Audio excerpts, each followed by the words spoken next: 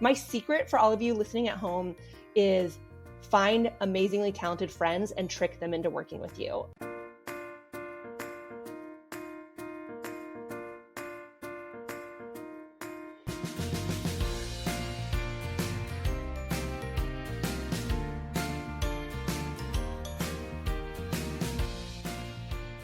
Welcome one and all to another You May Contribute a Verse. Team Versey is Brenda Jenneret, author and outdoors mom, podcast wizard John Seymour, and me, Josh Munkin, science communicator, dad, and author who's honored to be in such esteemed company today.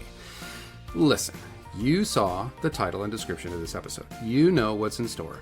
We are talking big reveal here, and so this intro is going to be short. I'm going to get out of the way. Gear up your ears for 75 minutes, give or take, of Gennie Gorback and Audrey Perrott being amazing, loving on each other, and launching a new corner of an already wonderful kidlit community. I'm excited for what's to come with this platform. We always want you to listen to every bit of every episode, but just to reinforce it this time, make absolutely sure you stay tuned. For the first, but not the last time on this podcast, Gennie and Audrey flipped the script on us for a peek into their delicious process. No further spoilers here. Let's get right into it. Here are Gennie Gorback's and Audrey Perrott's verses. Oh, that's amazing. I'm so glad Likewise. that it was like helpful, you know? Oh, yeah. Yeah, I'm glad that it, and our editor said the same thing because because John came to the podcast originally because he had been listening and just like wanted to be a part of it. And he just said, yeah, like that episode, he just, he was able to learn a lot. So it's always nice to hear that. Like it's, it's like getting out there and like actually doing what we want it to do, which is to like, spread information and help people. So anyways, I'm glad. That's great. Yeah, I'm eagerly waiting to hear back from them. We'll see. I know. Well, okay. So, I mean, since my book was published by Cardinal Rule, so I was looking back actually to check like the timeline. And we subbed, I can't remember when Dan subbed to them because, we like agents can sub whenever. So it wasn't during their open submission, but I do know that I got the call that they were interested in the manuscript at like February 22nd or something. So yeah. So just, that's next week. Yeah. So like early, like February-ish, because they publish really fast, they publish within the next year. So they have to pick, their 4 to 6 manuscripts, like February around that time. Hearing that was super interesting because they kind of run a little bit differently than normal other publishers, which is interesting. An admirably run machine. Yes. Which it has to be given how small their team is. Yes. Yeah. And how quickly they put stuff out. Yeah. Really cool. Yeah, totally. Well, okay, so welcome. I wanted to say welcome to the podcast, guys. We're so happy to have you. Yeah, for real. Long time coming. Thanks for having us. Yeah. Not all of us are strangers to this podcast, though, Audrey. No. Yes, welcome Actually, back. I was thinking about it, and I think it was this week last year that we recorded my episode. It didn't air until the summer. Oh my gosh! But it was this almost, I think, this week last year. So yeah. Oh my gosh! Well, maybe we can have an annual Audrey as well. I we have wouldn't a couple oppose it. of I would repeat. You just got to keep churning out those books. We have a couple of like repeat guests. So like, yeah, it's always fun to like have people on again, to see where they're at and just like, new insights, new info. Yes. We've got Gerald again. Oh, I mean, yay! But not until April. Yeah, I mean, Gerald should just be an evergreen anytime. Justin Timberlake on SNL, like a guaranteed great guest. I just compared Gerald to Justin Timberlake, so let the record He'll show. love that. Well, and now all I can think about is Gerald dressed as a giant piece of tofu. He does have his giant Gerald head. I was going to say, is there a yeah, true. Is there a joke here in he keeps his picks in a box? No, there is not. No, that's Thank you for laughing. It took me a second. It took me a second. That's pushing the PG-13. I know the kidlit boundary, Josh. Yeah, we're gonna have to take the kidlit out of the Save description. it YA, Josh. An explicit tag for one. Oh, we set you up for Sorry, that everyone. Oh my Sorry, listening gosh. audience. Oh my gosh. Okay, so guys, you've been teasing this for a while. And so we are so pleased that you wanted to come on the podcast to do the big reveal of this kidlit project that you guys are working on. Because I feel like I have so many questions. Like I know a little bit about it, but not everything. And so please tell us everything about this amazing project you guys have cooking. Should we introduce ourselves first? Sure, go ahead. I mean, Gennie, why There's don't a couple you of just take over randos the who are doing podcast this. from here? Right. No, we do an intro Oh, you at do? the top Okay. of the episode, but yeah. Well, I no, didn't hear that totally do it. part, so.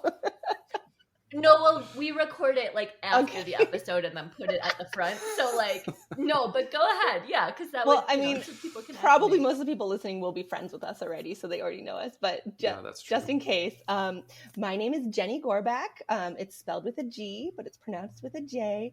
I am an unpublished author, picture book, middle grade, parenting now, and I really like to bake. Yes, and I am Audrey Perrott, not Perrott, although I will respond to either. And I am a picture book author, early reader, graphic novels, and other things in the works. And I love to bake and cook. And if you follow either Gennie or I on Instagram, you'll see a lot of the things that we create in the kitchen and on the page. Putting both my writing and baking to shame. I On a daily know. basis, Josh and I humbling me. are in a secret. I don't know. Well, it's not No, a secret, it's but just a like group we're in chat. this Yeah, I bread don't know. baking little kidlit club, which is kind of what partly inspired this. Gennie, we should have practiced this, I guess, but we I should tell you that Audrey is Type A, which is her name, like her business freelance name. She is so organized. She typed up every point that we were supposed to make today, and I have it up on my computer, and I'm, blank totally. Totally, I totally get that. Josh, yeah. you can appreciate that So this from is a making- corporate communications standpoint. You got to have your reactive messaging, your FAQ, your press release built. Can you please make all of those things? Thank get it. you. Yeah, right. So, Gennie, do you want to tell what it is that we're revealing today? Yes, I would love to. I'm not in this secret baking group, and I'm very upset about it, but it's probably because I don't bake bread because I'm afraid of working with yeast. So I'm not taking it personally, but I did know about the secret group, and I did follow, all of my cool kidlit friends with talking about baking, but also talking about kidlit. And there's this very interesting overlapping in the Venn diagram of kidlit people and people who love baking and cooking. And there's a wide, middle line there. And we noticed this. And so we were chatting, Audrey and I were chatting, and we were thinking like, let's make a book club for baking. A baking book club is what we called it at first, right? Yeah. And then we just both got very excited, and we were like, how about this? How about this? How about this? How about this? How about this? You know when you get really excited about ideas. And Audrey, would you like to tell what we created? Sure. So, the intersection of kidlit bookies and foodies meets and eats in our community building project that we are calling The Joys of Booking. Obviously, it's a love play that. on the classic cookbook, The Joys of Cooking, but it's where we bring together two things we love: picture books and food. And it'll be a mostly monthly blog post, but we're not going to be, even though I am type A, we are going to be flexible. I'm going to be flexible. There will be at least a post every month. And then a social media presence on Instagram and Twitter, where we will be featuring a picture book that we love that is food inspired or inspires food. And then we'll talk with the creator. We'll share the recipe. We'll make the recipe. Gennie and I will both make it. We'll see if the creator wants to join in on it too. We'll invite others to bake and cook along with us. And we just really hope it's an easy way to share books, share food, share culture, share community, all while adding more seats to the table. Perfectly said. I'm tearing up a little bit. Yeah. That's so nice. I love all of that. I mean, it's such a fun intersection. And I love how you've made it interactive so that people can also be a part of it. So you're sort of bringing your secret baking group to open it up. Anybody can be a part of it. Yeah, come join us. Which, by the way, the secret baking group, I'm humbled that this had any part in inspiring the joys of booking, because really all it amounts to is me creating a group chat and then being jealous of Malcolm Newsom's biscuits. Oh my gosh, Malcolm's his bread baking skills are through the roof. Yeah, for sure. That guy has so many skills. We had him on the podcast and I was like, dude, what are you saying to me? You have an orchard also, and you bake bread, and you've got all and you're an amazing writer, and a great friend, and he's got 5 kids. Yeah, I'm like, buddy, what? Leave some talent for the rest of us, dude. Yeah, totally. Yeah, because we did talk to Malcolm about that as well. And the kidlit community is such an incredible giving back community, and there's been a little bit of an implosion as, Twitter has imploded, X, whatever you want to call it. And so we've just really been missing that. We've been missing the way that the community was able to engage with each other. So we're hoping that this is one way we can kind of come together and over the things that we love, picture books and food. My dream would be to see us post a recipe or a book that inspired us, and then see other people creating food and posting pictures or chatting about it, or going to the library and getting that book, or purchasing the book, or writing a review for the book. And, just inspiring people to be more part of the community. Even though we're all over the country, all over the world, we can all be part of a community, and it doesn't have to be, reliant on one specific social media platform that many people are abandoning. Yes, totally. And to that end too, we're hoping that it, expands people's palettes, expands people's bookshelves, diversifies all of it, in delicious ways. Audrey, for the listening audience, is doing some mixing, hand waving mixing. I know. I'm a hand talker, and it makes it hard when it's a podcast and not a visual. You guys can see it. Yeah, for sure. That's what counts.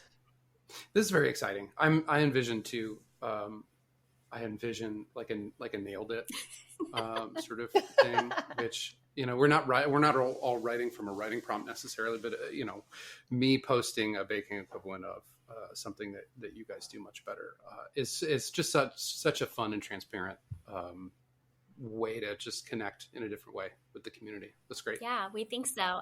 And go ahead, Brenda. Sorry, Audrey, go ahead.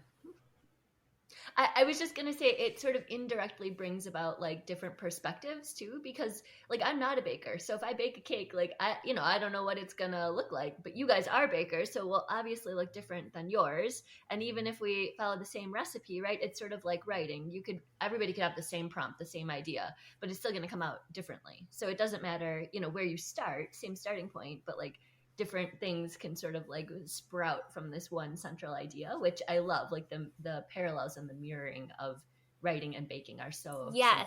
And when we talk about the books that we're going to be featuring, we're going to be talking to the creators, and Gennie and I are going to be talking about it too, about what are the ingredients of those books that make it such a great book?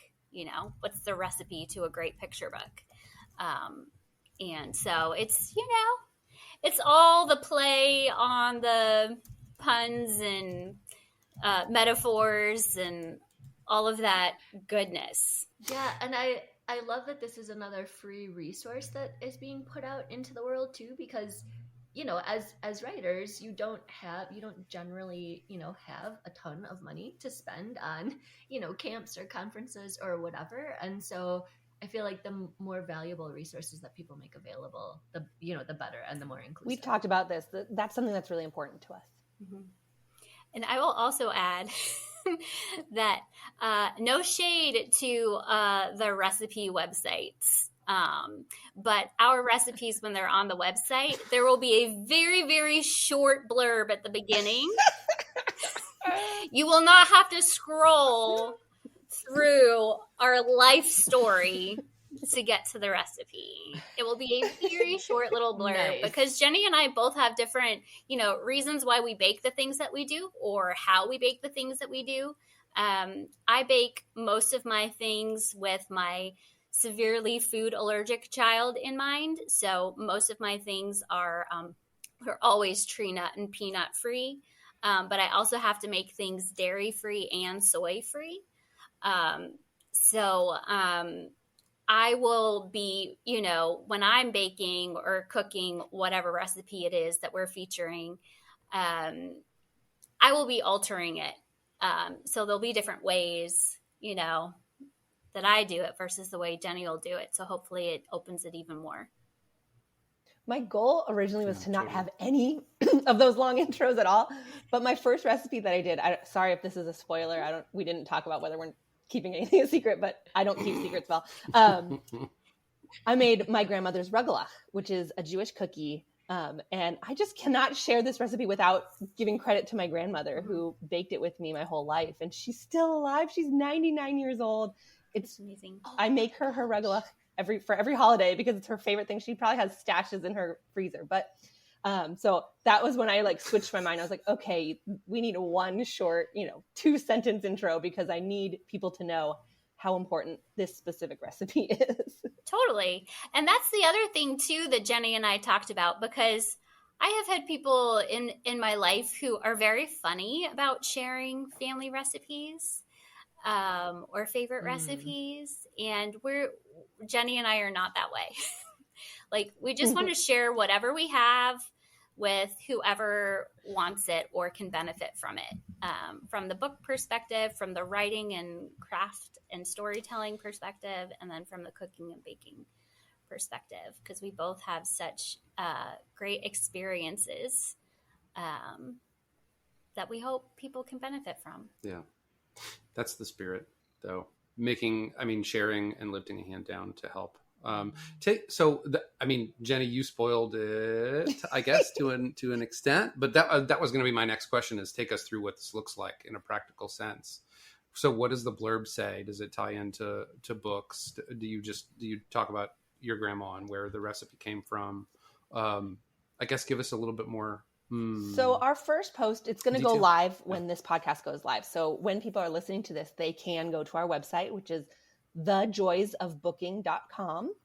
We also have Instagram. I think Instagram, we couldn't get I think it's just Joys of Booking. Yeah. And Twitter, which I will always call Twitter, is the same. I think it's The Joys of Booking, or is it I don't know. Search for both and find You'll find it. Find a really cute logo. You'll be thrilled to find it. And so to introduce ourselves, we wanted to pick a book that was meaningful to both of us and kind of introduce ourselves to whoever's reading the website, who is, if they're not just our friends, which would be fine too, but also feature a book. And Audrey just went and grabbed it. The book we're featuring is called Two New Years by Richard Ho and illustrated by Lynn Scurfield. Lynn Scurfield. And it's about a family, a mixed religion family, mixed culture family that celebrates both Rosh Hashanah, which is Jewish New Year's, and Lunar New Year's. And I think they're Chinese in this one. And drawing parallels between the different ways that the different cultures celebrate their New Year's. And the reason we chose that was because I already mentioned I come from a Jewish background, and we celebrate Rosh Hashanah in my family, and Audrey. And we celebrate Lunar New Year in our family and all of the Chinese holidays to honor my daughter's birth country and ancestors. So what an amazing first book. Sorry, Gennie, I didn't mean to cut you off. That's like perfect for you guys. That's a great pick. It's great. And the book is gorgeous, and it's so well written. And so we each made our own favorite treat for our prospective holidays as an intro. And we reached out to Richard Ho, and he's participating. So what we do when we reach out to a creator is we send them, as long as they're comfortable, we first check to make sure they want to participate. And so far, 100%, Richard Ho has been excited about it. And we're one for one. Well, for sure. You never know. And so he consented. And so we sent him 4 questions, is it? We did 5. 5 questions. Very short, very quick, very easy. The creator can also make a recipe, and we can add that to the website, or they can just answer these questions, and we're just going to feature their book and shout about how much we love it. Yeah. This is delightful. So I made longevity noodles, which is a traditional Lunar New Year dish, and I make them every year for our family. Will it always? I don't think it'll always. I think I know the answer to this question, but I mean, it'll be different. It'll be different every month, right? Like you guys will put this together. Sometimes it'll be arugula and longevity noodles. Sometimes maybe the creator will send something in that is near and dear to them. Yeah, right? And sometimes a lot of books have recipes included in them in the back matter. And so we already have a short list of books that we've slotted for the calendar year. And some of them have recipes that will be, using those and or, ones inspired by those. And then other ones we'll come up with our own inspired by, or maybe the creator will share one that's special to them. And if Audrey and I are making the exact same recipe, we'd probably still post 2 different ones because her family has those allergy needs and my family does not. They have picky needs, but it's totally different. Young children. So even if we follow the exact same recipe, what we create will be totally different, just like we said, just like with writing, which I think is pretty cool. I hope people find that interesting. I don't know. We'll see. Yeah. Yeah, it's all an experiment, right? Sure. And that's what we want to encourage, experimenting in the kitchen and just kind of going out of your comfort zone. Same thing with, the books that you read, diversifying that. It's all related. And we want it to be, it's meant to be like a casual conversation, something that's fun, something that's low pressure. If you want to participate and make whatever we're making that month, post about it, tag us, we'll share it. Easy peasy, lemon squeezy. And this is not it doesn't become a heavy logistical lift for you guys. Hopefully it's something that can, sustain. It's not as though this is a competition that we're worrying about judging and evaluation. It's all just let's virtually get together and just hang out and do this. Enjoy books and enjoy food. It's all about the joy. Yes. That's all it is. Totally. I do. There's our sound bite to pull to the beginning of the episode. Thanks, Gennie. It's all about the joy. I do have I would love to maybe see, and we'll see how it goes, right? We'll see how it goes, but I would love to see maybe, especially, oh, sorry, my computer just made a noise. Did your mic pick up on that? Windows has to exert its presence. I should have closed my Outlook. You know what? My cat's been meowing and purring this whole time, so the audience is going to hear that the entire time. Well, that's calming, though.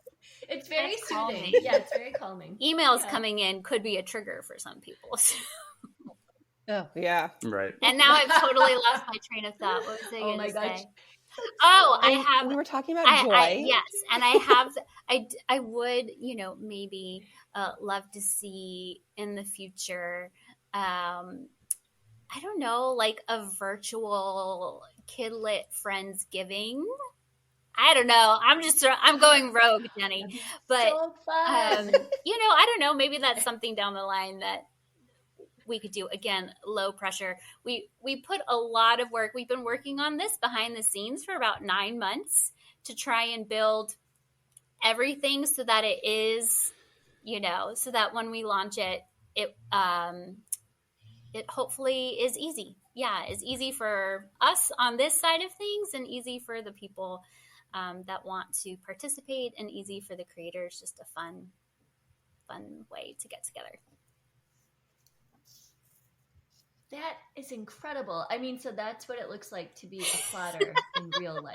Because I do not do anything with that much Brenna, thought or preparation. I pants here's my the life. wild. So here's I'm the so wild impressed. thing.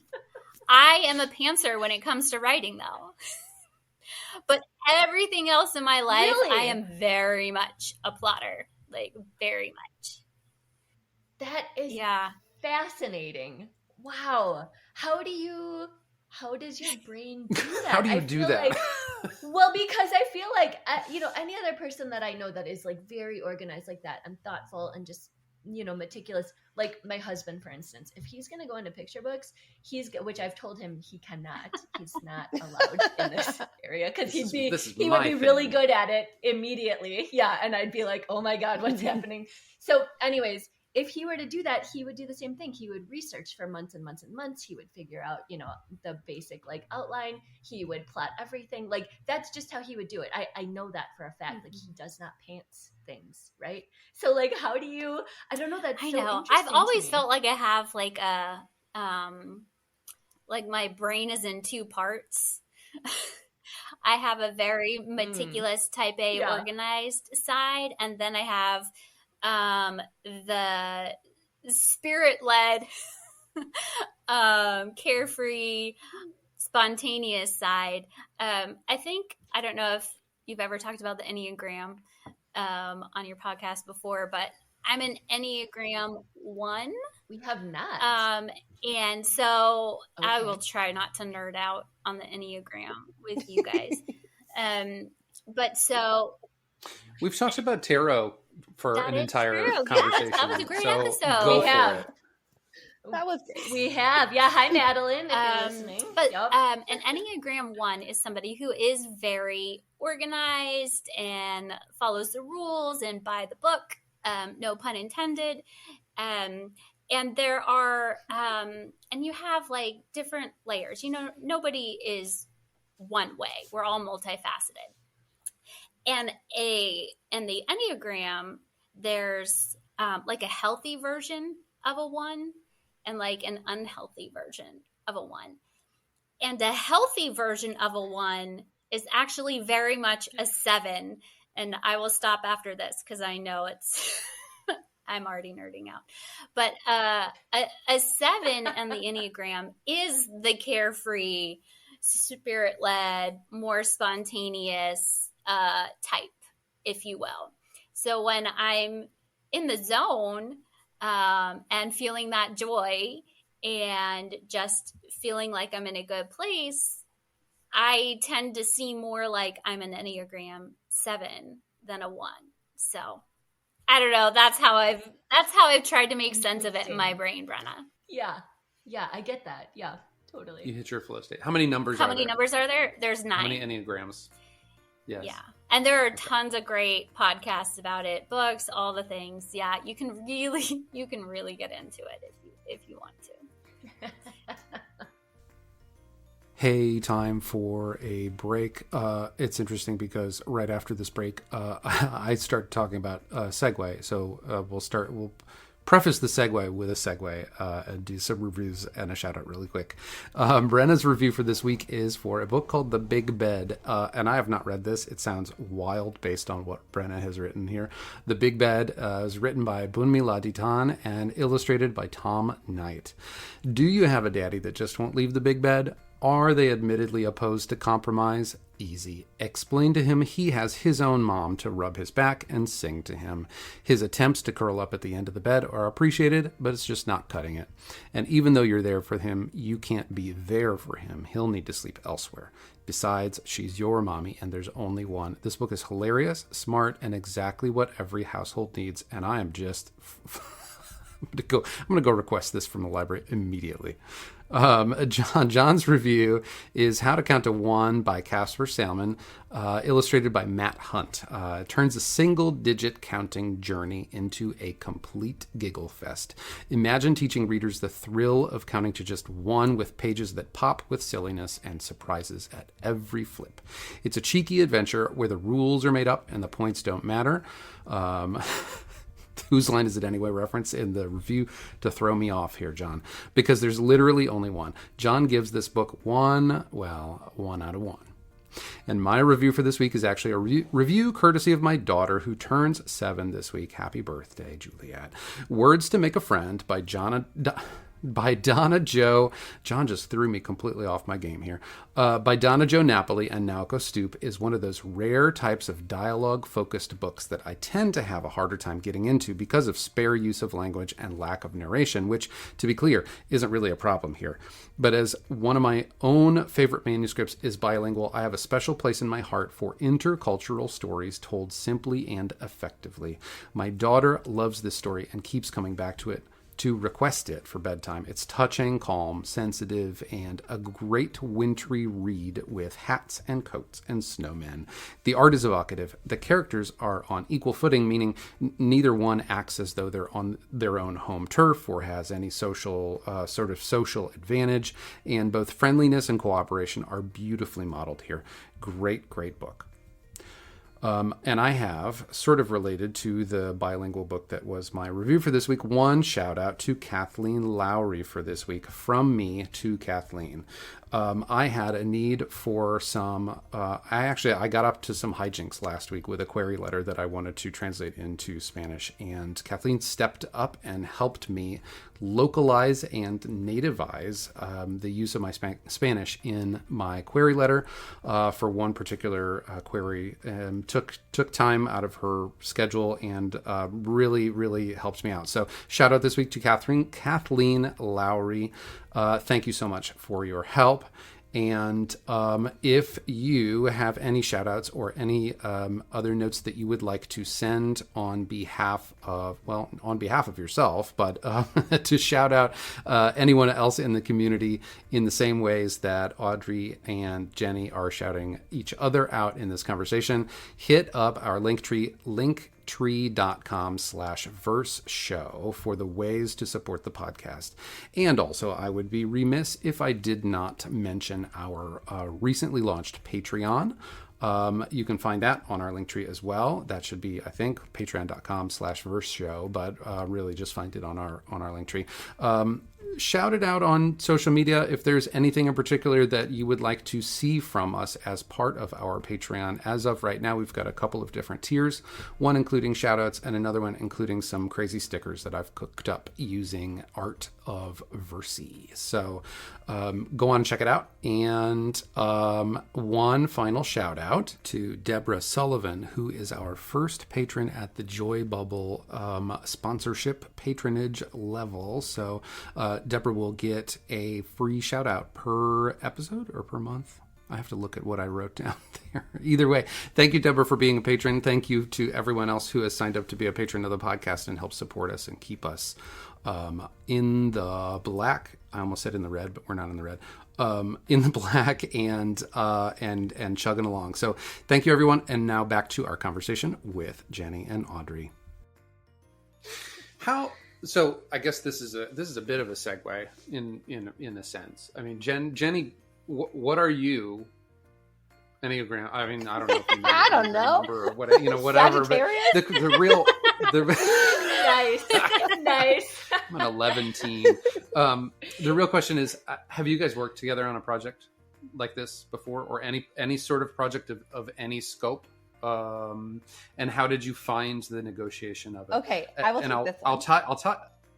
I'll tie that in by saying, as Brenna alluded to, we are pantsers. Brenna suggested in our critique group, hey, you want to do a podcast together? And then a couple months later, we released an episode. And that's just how it worked.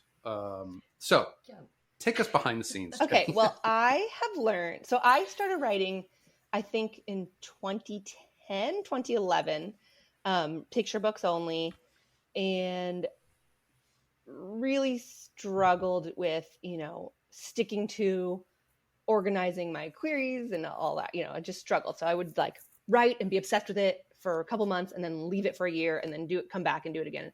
And finally, when I joined communities, I think everyone has a similar story. When I joined communities online and kind of made friends and kind of learned how it goes, I got a little bit more, I guess would say, professional about it. But I also learned that for picture books, I'm fine. I can be like obsessed with a picture book for a month, get the manuscript done, and then start sending it out. But for longer works like this project or a middle grade novel or the parenting book that I've mentioned, I find I work best with others. And in this case, for this project, Audrey is the perfect partner for me. She seems to love all the parts that make me cringe, like making lists and following the lists and all of those things. And I think hopefully she agrees that we work really well together. Like we kind of feed off of each other's energy and we both get really excited about things. We scream a lot. There's a lot of all happy caps. Screams. They're happy screams. They're joyful screams. Yeah, like like I'm trying not to do it in people's ears, but there's a lot of happy screaming. We appreciate your restraint. You're welcome. There's a lot of joy. So we are really loving it. And then we mentioned Malcolm earlier. I've been writing a middle grade novel with Malcolm for years and we're close to being done. Really? And I Amazing. could never imagine writing a middle grade novel on my own, but just this back and forth, we're doing a dual perspective chapter by chapter story with two different characters. And we love it so much. And just having that partner to do it with, it really helps me stay interested almost, if that makes sense. Like I'm really interested in it, but I could easily get sidetracked if I was doing it on my own without anyone to talk to about it. And same with, I had another friend of the podcast, Kate Allen Fox. She's my partner for this parenting book about play. She like teased it when she was on this podcast, but she's my partner for this parenting book. Yes, she did. And she's a genius. And she just like, her brain works so different from mine. And I just love working with her. So my secret for all of you listening at home is find amazingly talented friends and trick them into working with you.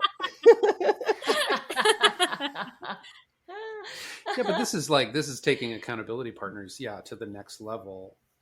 There are people who can hold you accountable for the work that you're doing, but a lot of times it's false deadlines and it's people that just remind you of the commitments that you've made. But yes, you have to build the relationship. Your argument is partnership. Yeah, and care about their opinion and care about them more than you care about procrastinating or going for a little walk through the daffodils, like whatever else I would choose to do on any given day. I care way more about my friends and the projects we're creating and the art we're producing than whatever would distract me.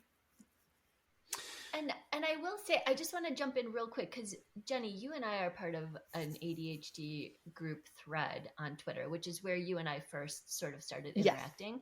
Yes. And I love what you're saying about partnering with people and sort of like giving yourself these sort of like self-imposed deadlines kind of, because for an ADHD brain, that's like that a lot of times that's what you need, right? You need this like deadline or motivation, or you need somebody else like holding you accountable. So it's a really great hack in those terms also, which I love that, because that's part of why I asked Josh if he wanted to do the podcast in the first place, because it wasn't manageable on my own. Like it was, but I didn't have any time to write. So I had to choose one or the other. And I was like, well, I started this because I love to write. And so I stopped the podcast so I could have writing time. And then I was like, wait a second, if we split the work, then I actually have time to write and the podcast is sustainable. So like that made it doable. Like that partnership has made it possible. So, yes, I do. I think learning about myself, I wasn't diagnosed until late 30s. It was really, really, really hard to get diagnosed. It was a whole uphill battle. Yes. And in that process, I learned a lot about myself and my neurotype, and like a lot of things that I just thought were like personality flaws are actually part of my neurodiversity and things that make me, you know, lovable or, you know, enjoy about myself, but things that I have to recognize might annoy other people or, you know, might not lead me to success in ways that other people who don't have these different brain connections would struggle with. And so by connecting myself with other people who care about me and who love me, I don't feel, I mean, I do still feel a little bit insecure about like, oh my gosh, I forgot, like, what am I supposed to be doing right now? But because I've built these relationships with these three amazing creators, especially with, you know, with Audrey here, like, I'm comfortable saying, Audrey, I'm so sorry. I feel like I dropped the ball on something. Can you tell me what I promised to do? And a lot of what we do, we communicate in writing too, which helps as well. I can scroll up and see like what I said I would do. And totally, just being comfortable with who you are, being open, I find explaining how your brain works really helps for me, because I spend a lot of time hiding these parts of me because I was so embarrassed and worried that someone would judge me or think I was dumb. And now I feel like putting it out on the open and just surrounding myself with people who care and who are understanding is so valuable. So of course I'm going to succeed. I have these great people around me. You're going to succeed with me or not, totally. Gennie. And I also want to say, from the flip side of it, all of the benefits that I get out of it, because being an organized type A type person is because I have anxiety. So I try to control all the things so that I can keep my anxiety levels down. It's all a false sense of control. We all know this, but you know. Is that what the A stands for? No. So my freelance writing business is called Type A freelance for a number of reasons, because I'm Type A. My name starts with an A, and yes, I've always struggled with anxiety, and I try to manage it by managing everything else. So the benefits that I get from working with you, Gennie, is that you come to me with this idea that I have been thinking about doing something. I had been thinking about doing something booking, baking related, obviously because of my Instagram, when I switched that over to Audrey's Books and Bakes, but just, I don't know, I couldn't commit. And then you came to me and were like, what if we did this like booking bake club or baking book club?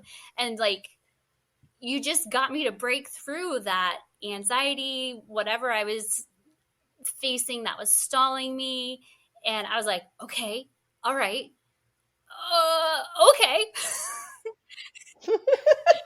And you're like, we can do this and we can do this. And I'm like, yeah, okay, yeah, just let me make lots of spreadsheets and we'll figure it out. Hallelujah. Thank goodness for your spreadsheets. You know, so I get as much joy and benefit from our relationship as you think you get from it. So don't ever think that there is an imbalance here, because it is perfectly equal. Oh, we're both crying right now. Let's make ourselves cry. Yeah. No, it's not a chat with Audrey without crying. I know. If I'm here, there's going to be tears somewhere. I should point out that we have a third partner. Molly Ippolito is our website designer, and she is so amazing. Fantastic. I just wanted to shout her out because she's so kind and a talented writer, but she has this amazing design eye too, where she's just she and Audrey are both like, you know, they were talking about color scheme and very themes, and I was just zoning out. Patient with me. But I just wanted to shout her out. She does website design. She does logo design. She does educational resources for authors, kidlit authors. So look her up. She's really amazing. And if you like our website, when you look at it, know that it's all due to Audrey and Molly's partnership. They did great. Yeah, I feel like we've circled around in the show notes, Molly and other conversations as well, and a very diverse and differentiated set of things that she brings to the table, which is fantastic. Yes. She's amazing. There was a question that I had that I think we've largely explored, which is how in the world, I mean, especially Gennie, with you, having presumably some of the same things that I enjoy in my life, which are some executive dysfunction and inability to sort of plan ahead. I'm undiagnosed ADHD, but I suspect that I've got some flavor of that. How in the world do you wait 9 months to execute on this? Rather than just like typing in livejournal.com and then starting a, right. just getting going with it.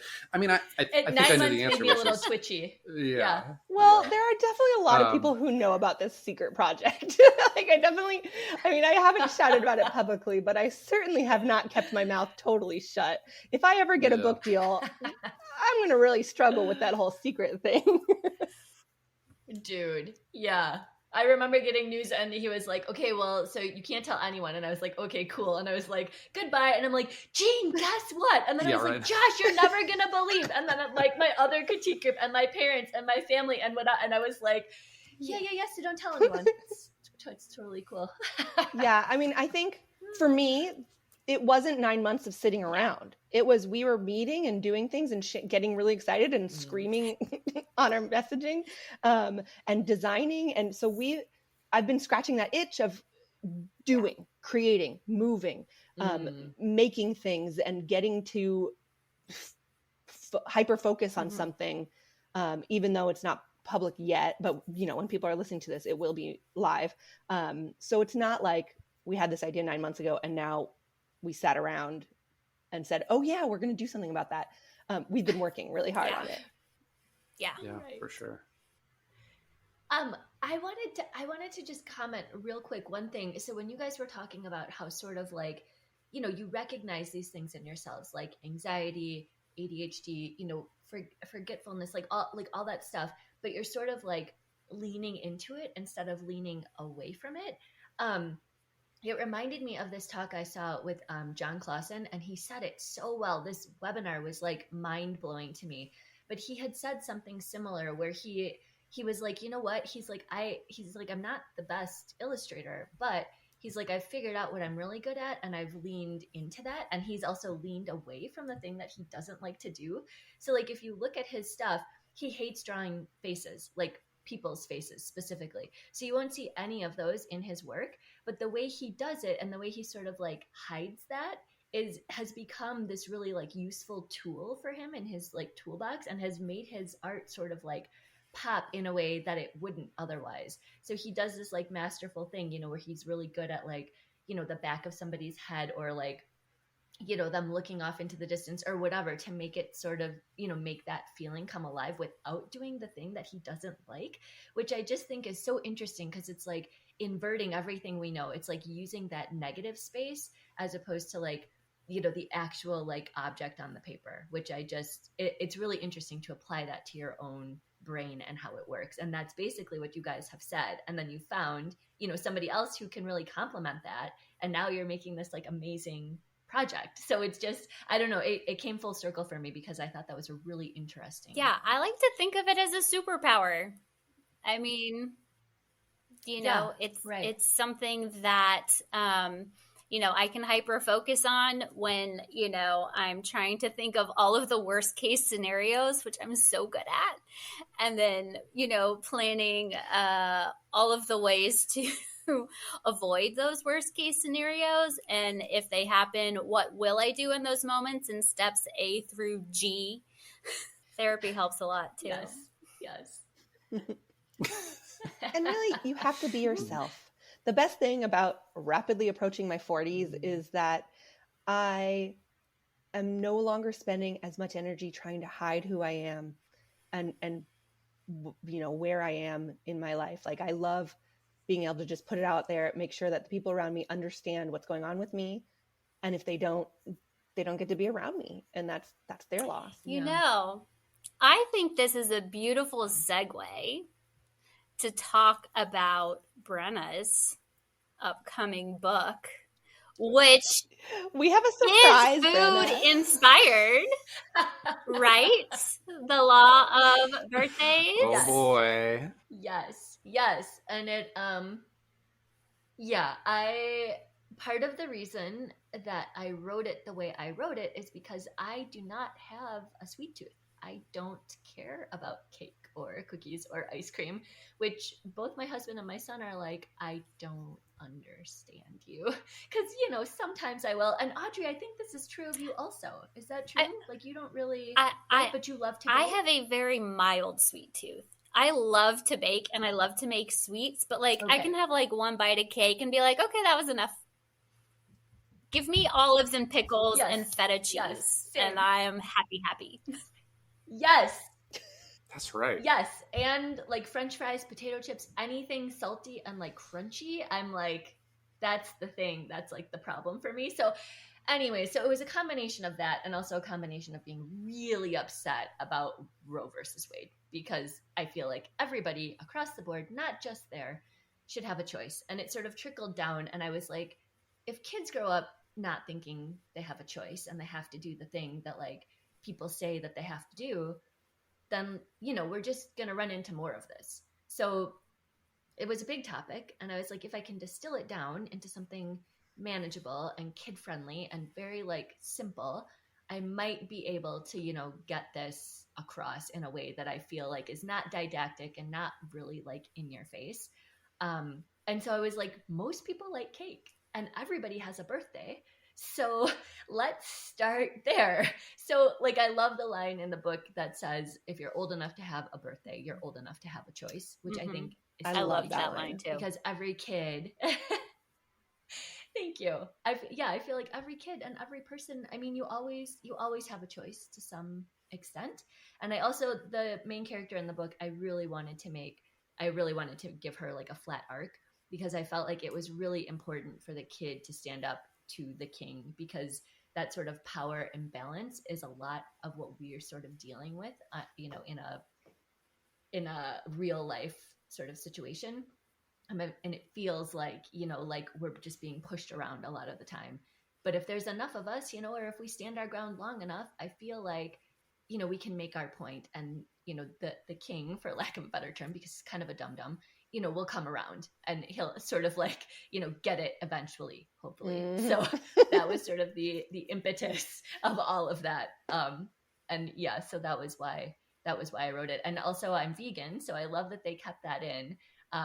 That, you know, he was like, there's something called, I've heard there's an alternative, something called a flax egg, which I love that line too, because that's very true to my real life. And there's a story about my mom.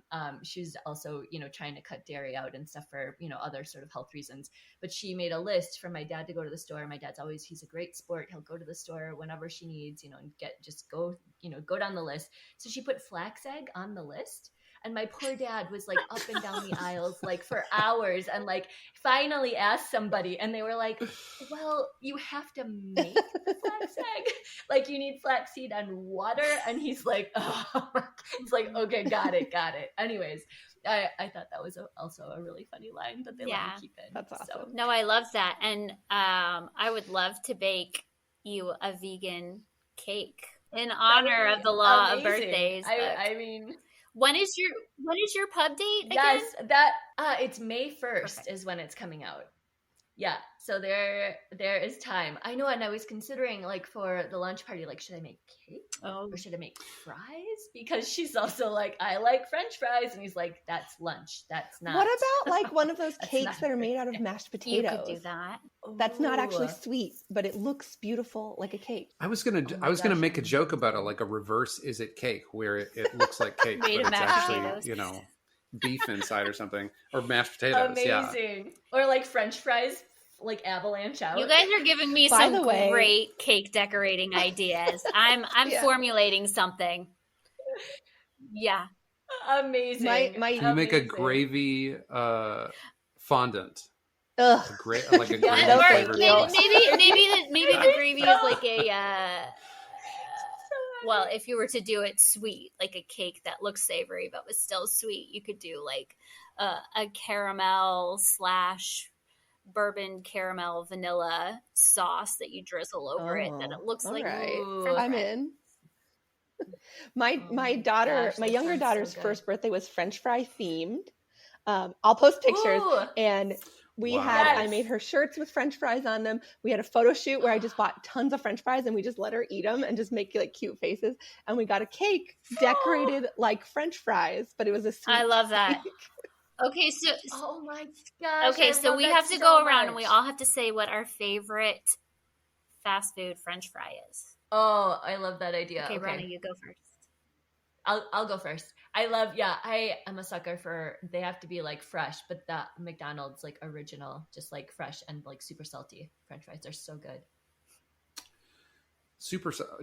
We're in different orders on different screens, but I can say That's okay. Burger King was my first job. And there was a certain type of Burger King French fry that debuted while I worked there. That is my favorite French fry ever. I'm the sort of fast food worker, or I was the sort of fast food worker that didn't get tired of eating the food there. And I remember one time in particular, came home from a shift with an entire giant bag that I just had dumped fries in. That was my free meal that I got for the day. I sat down and I played Super Nintendo and I ate French fries after my shift. That was amazing.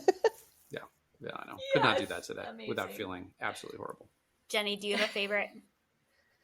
Gennie? I am not very good at this one. My favorite French fries are from a local restaurant. We have a local Mediterranean restaurant, and that's where we bought the giant thing for my daughter for our photo shoot. They're very crispy. But if I had to choose, this is an insane answer. Everyone's going to stop being friends with me after hearing this. But my favorite fast food French fries are from Taco Bell. Really? And they have this seasoning, this like, it's not spicy, but it's like spices, and it's a little bit sweet, and it's just addictive. It's so good. I had no idea. I know they did French fries. It comes with nacho cheese, but I don't even like they... nacho cheese. I asked them not to even give me it. I just eat the French fries. I didn't even know they made fries. It's I think it's a temporary thing. I don't know. Ask around. It's crazy. pretty good. Ask around. Yeah, mine are Wendy's. It's so funny. We all had different ones. I like Wendy's fries because they still have a little bit of the skin sometimes on them. And they're like kind of thick but straight. So they're like crispy on the outside. Natural, they're soft on the inside. Mm-hmm. And then you get like the frosty and then you dip the fries in the frosty. Yes. That's fine. Yes. You know, I also really like Arby's curly fries. They also have a sort of seasoning. I like a seasoning. Right? Like, I remember those being really good also. I haven't had those in years. So, can I ask, are we talking a joy of booking, law of birthdays combo meal? Yes. With a cake made out of McDonald's French fries? A vegan cake made out of McDonald's French fries. And then some. We'll figure it out. Amazing. This is me being spontaneous. Yeah. I'll figure it out. Actually, I'm going to get off and I'm going to write all my notes down as soon as we're done. There's going to be a spreadsheet for this. I will log it. Yeah. Yes. So actually, can I just say, go ahead, Jenny. We did want to feature your book, Brenna, and we both were lucky enough to read your e-arc, and it's a gorgeous book. And we actually prepared some questions for you, so that on the fly. So this is. That was very exciting. In our practice, we would send the creator these questions, and they'll just answer them, type them up, and send us them back. That's what we're doing with Richard Ho for 2 New Years. But we wanted to do it live right now. We did not send you. I was going to send them to you ahead of time, and Audrey's like, no, let her. I was like, we needed to be authentic. We got to do a gotcha. We're going to flip this podcast and be the interviewer. No, this amazing. No, this is way better actually. Like, I do way better like a spontaneous answer than I do like sitting and like, you know, pondering and like writing and rewriting it. So yeah, I love it. Let's do it. Question number 1. From idea to pub date, how long did it take to cook up the law of birthdays? So this is a great question, and I think not typical because Cardinal Rule is so expedited in their process. So I wrote the law of birthdays. It originally was just called Cake, and I wrote it, let me think, September, I think, is when I sent in like final edits to my agent. And then he subbed it not long after that. And then that following February. So February 2023 is when we got the call. So it was September of 2022 got the call in 2023, and it'll be published May 24. So like a year and a half, which That's is incredible. Like pretty quick. That's really quick. So yeah, that one's really quick. That one, I will say, like, I generally, because I'm a pantser, it's very hard for me sometimes to find like the actual focus of the story, because I gotta write to it. You know what I mean? Like, I have to sort of like write to figure out the voice and the character and like what he's doing and what they want to say and just whatever. That one was like, I know what I want to say and I know where I want it to go, and I know, like, you know, so that was not hard. Like there were not a lot of revisions from like draft 1 to draft whatever 7 or 8 where Which I ended. I should know is unusual. Yes, Josh can attest. I usually have like 1,000 drafts. So That's really cool. Thank you. Question number 2. Describe your book in 3 words. ooh. Law of Cheater. Yeah, right? Let's see. Cake, choice, stubbornness. Ooh, nice. I like those. Question number 3. What ingredients make a kidlit book delicious to you? Oh, well, number 1 would be humor. Like, I love funny books. And I feel like with so much going on in the world, like I gravitate more towards those than any other book. There's some really important books out there, but it's like my capacity to absorb them is so small, because I feel like, you know, with a 7-year-old who has like a lot of emotions, and like myself, just like moving away from my family and a lot of transition and just whatever, like I can't take in that many. And so I reach a limit real quick. And so instead I need something that's going to be like funny or quirky or just like really weird to sort of take me out of what's going on. So yeah, I'd say humor, weirdness. I love like a quirky character or like a weirdo world setting, just like, but it somehow makes sense. Like Adventure Time, like I love Adventure Time, but it's so bizarre. And I'm just like, how are you making this work? Like there's a plot, you know, there's a character arc, but you just like, you're like, how is this happening? Like you made up this word essentially. And I'm like following, you know, in the context. I love stuff like that. Like, Rude Cakes by Robot Watkins. I love Robot Watkins. He's a genius and just bizarre on the page, and I love all of his stuff. So those are my top ingredients. Perfect. Thank you so much. Okay. Question number 4. What food or recipe evokes a strong memory for you? Oh, so this is interesting because I am vegan now, but I wasn't always vegan. I was vegetarian for 10 years before that. And then before that, I grew up, you know, eating meat and chicken and potato and just like, you know, whatever everybody else eats. So the first thing that came to mind was my mom's olive chicken. And it's because I used to love, because it's like olive flavored and olive based. So it's like super salty, and then put like over rice, and just like, it's delicious. It's like my favorite thing. And I've tried to recreate a version with tofu where I basically dump like a bunch of olive juice in there and cook the tofu and like lemons and then like just so many olives on top. And I've done an okay job of it. Really, you know, the tofu is just a vehicle for more salt because I eat so much salt. But anyways, yeah, olive chicken is one of my favorites. As a person that doesn't like olives, that sounds just and I was like, me too. If you could see my face, I was making like a barf and I'm face. meanwhile I'm salivating, and I'm like, I'm the one who orders a dirty martini, like extra dirty. One time a bartender just gave me a jar of olive juice and was like, here, just make it yourself. Yeah, right. Make it as dirty as you want. Yeah, amazing. No, thank you. Same. I will eat olives as I'm cooking. If I'm hungry, I'll just like eat olives out of the jar. And I have to really like ration myself because they're expensive. Because I love the ones that are either garlic stuff or jalapeno stuff. Although I will say, Audrey, have you ever had sun-dried tomato stuff? I don't really do sun-dried tomatoes. I have had lemon peel stuffed garlic olives. Oh, those are good. I've had those too. Ooh, we're grossing Josh and Jenny out. Olive stuffed olives. Both Josh and I are making barf faces right now. Let's go ahead and have a separate podcast episode, Jenny. Josh is just shaking his head no. Like he's not on board. Okay, that was a wonderful 4th answer.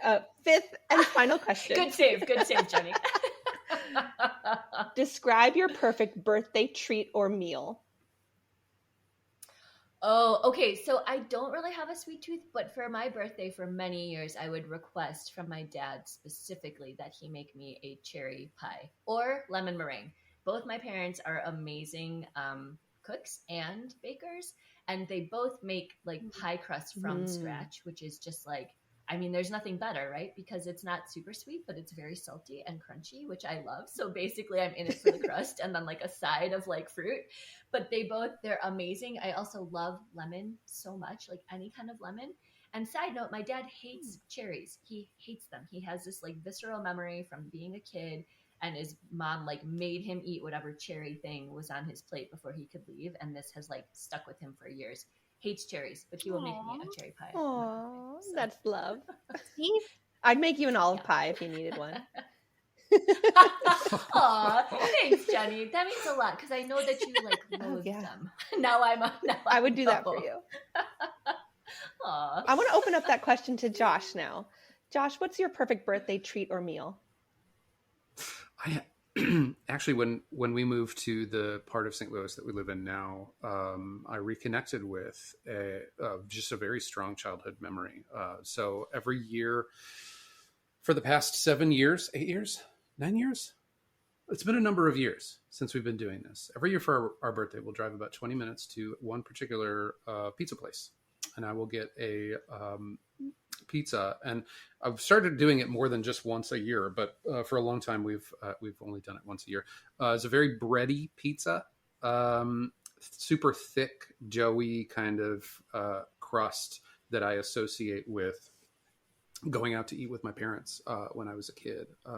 So good Pantera. Shout out to Pantera's Pizza in O'Fallon, Missouri. That sounds good. No olives though, right? Yeah. No. Yeah, absolutely right? not. Just olives. It's only olives. I mean, if that's the only way I could eat Pantera's Pizza, I would suffer through Whoa. it. No. Wow. I do love That's though how amazing. like, I don't know, food is I like to say food is a memory. You know, you everybody has that one dish that comes to mind, or that one recipe that has been carried through their family generations after generations, that it's like smell, right? Like you catch a whiff of something and all of a sudden you're standing in your grandmother's house, you know, in small town South Carolina, and you're like, whoa, how did I just get transported back to being 6 years old and standing in my grandmother's kitchen, and just from that smell? But food does that all the time, and picture books can do that too, and that's just one of the many reasons why I love this project. Audrey, what's your perfect birthday treat or meal? My go-to is usually sushi. Any type of celebratory thing, I usually want sushi. And I love to make my own birthday cake, which some people are like, that's horrible. You shouldn't have to make your own cake on your birthday. But I find joy in baking and cooking. And so, yeah, usually I'm not a big chocolate person. I usually I like strawberry and lemon. So last year for my birthday cake, I made a lemon poppy seed cake with a strawberry basil compote with a strawberry vegan buttercream. And then I made my own candied lemons, of that. And that was part of the decorations. That was fun. You are so the right person to work on this project. Wait till you see pictures of Gennie's rugelach. It looks. Ooh, I can't. Let me talk about the pronunciation. Oh yeah, since I said it wrong. So, yeah, I think I butchered it. It's one of those words. Okay, so let me preface this by saying that my husband's a Jew. Grew up Jewish as well. He comes from a Jewish background, and their family says it completely different from my family. So this gives you permission to pronounce it, however your heart tells you to pronounce it. He calls it rugula. That's what his whole family called it. They're from LA, Los Angeles area. So maybe it's like regional. My family comes from the East Coast, and my grandmother called it rugelach with the at the end, rugalach. Oh. But when I'm in mixed company, I usually drop the because some people are like, what? But really, the pronunciation that my family said was rugalach. Okay, I grew up saying it rugula, like your husband. Rugula, and that's accepted as well because that's what my husband's family always calls it. So that's the cool thing about Hebrew and Yiddish and all of those languages is there's multiple pronunciations, there's multiple spellings. You kind of just go with your heart, follow whatever you feel. And so bringing it full circle, imagine we are several days from now, as of the recording this episode. This is going to publish this coming Tuesday. So we will be able to find the post on Rugelach and 2 New Years live on Joys of Booking. Now I got confused. The Joys of Booking. Okay. Yep. And in the socials. Joys as well. is plural. Yes. Okay. There's There's multiple Absolutely. joys in all of this. Okay. But wait, before we wrap up, Gennie, we didn't ask you what your birthday treat or very considerate of you, Brenda. Thank you. Sorry. I appreciate that. I was being the interviewer. I appreciate that. I am a birthday person. I like my birthday. I like making big deals out of it. And I live in the San Francisco Bay Area where we're lucky to be surrounded by very diverse restaurants. So typically, I'm so bummed I didn't. I know. That's okay. You were at the ABLA conference. Dude, we had no time. I was like, I would love to talk to Gennie. Anyways, I'm sorry. I did not mean to interrupt you. Yes. Next time you're in my town. Well, we'll see. So usually if we're ordering in, we get Burmese food, which is one of my favorites. And if we're going out, there's a local Spanish restaurant called Teleferic Barcelona that is really nice. And we used to know the chef there. So he would like bring us all kinds of cool stuff. He's my friend's husband. And it's so that's really fun to do like as a group. But for dessert, I like to order this pie from New York, and I live in California, but there's this bakery called Milk Bar. They're really popular, and this pie used to be called crack pie. Oh yes. But now I think they like changed it to be a little bit more PC, and now it's called Milk Bar pie, and it's just like very, very sweet. Those of you who don't like sweets would not like this. It's caramely, but not caramel. It's like cookie-y, and I don't really know how to describe it. It's kind of like an ooey butter cake, which I've seen online, and I haven't actually had like a legit one before. But it's sticky and sweet and so delicious. And this last year for my birthday, I ordered it for myself. You know, we got to take control of our own birthdays, and the delivery didn't come in time, and I was very stressed. It was my first birthday without my dad, and so I was already like very emotional, and the delivery didn't come. And the guy said like he couldn't find my house, and I was like, well, and my birthday was on Thanksgiving this year, so I couldn't just like go out and get something because Thanksgiving everything was closed.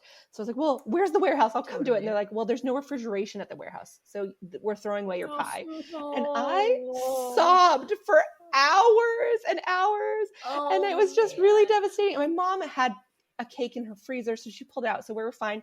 And then one of my close friends who happened to have been in LA, and I was like telling her the story, and it was her first Thanksgiving without her dad as well. So she like we kind of were checking in on each other, and she flew back. She stopped somehow, especially went to the Santa Monica location of this Milk Bar bakery, got me a couple slices, brought them back on the plane, and left them on my doorstep when she flew back that day. And like, I still tear up thinking about it. So yeah, those are that's my treat. Wow. I'm glad you asked that. It was really nice. Brenna? Guys, we are up and over the hour, but I wanted to say several things. First, thank you for coming on, and we are honored to be the big like reveal for this amazing project. Like, I'm so pleased to have been like brought in as like part of it. Like, I'm so excited to see where this goes and like who becomes a part of it and just like how it brings the community together. And just talking to both of you also is just always a delight. So I'm so glad that we got to do this. Same, Brenna and Josh.